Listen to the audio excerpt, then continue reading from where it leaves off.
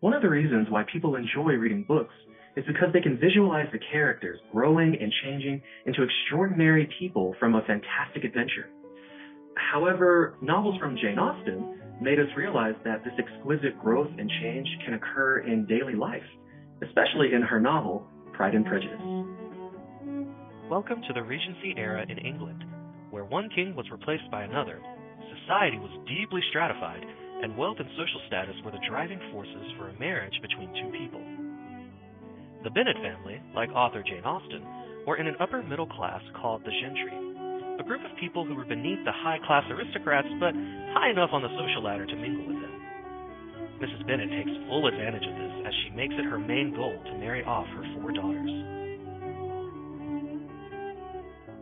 After paying a visit to the wealthy gentleman, Charles Bingley, the Bennets attend a ball where Mr. Bingley is drawn to the oldest Bennet daughter, Jane.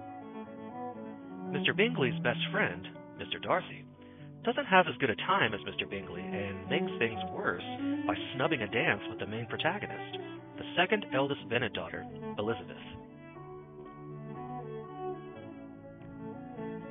Although they initially detest each other, Mr. Darcy begins to become more and more attracted to Elizabeth the more he encounters her during social events. However, another proposal to Elizabeth was given by a rich and pompous man named Mr. Collins in order for him to inherit the Bennets' land.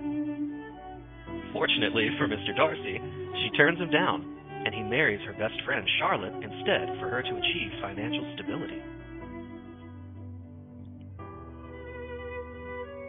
As the Bennet sisters are being courted by upper-class gentlemen and soldiers, a particular character is fed up with Jane and Elizabeth's relationships with Mr. Bingley and Mr. Darcy, Miss Bingley, the sister of Mr. Bingley. She detests how Mr. Darcy is smitten by Elizabeth and does not believe that Jane is suitable enough for her brother. Consequently, she is rude to both of them and causes some contention throughout the novel. Mr. Wickham, a young and handsome soldier, is another character who tries to dissuade Elizabeth and Mr. Darcy's blossoming romance by telling her about how Mr. Darcy deceived him out of land. But as the story unfolds, we realize that impressions can sometimes be deceiving. Wickham soon becomes enchanted by another Bennet daughter, Lydia, and they run away together. Their father finds out that they are living together and, to his dismay, are not yet married, which can put a stain on the family's name during this socially stratified time.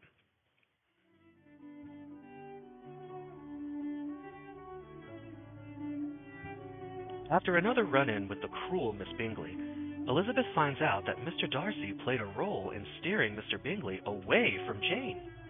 This makes it easy for Elizabeth to quickly turn him down when he proposes to her, telling him that she thinks he is arrogant and unpleasant, listing his alleged transgressions that she heard from others.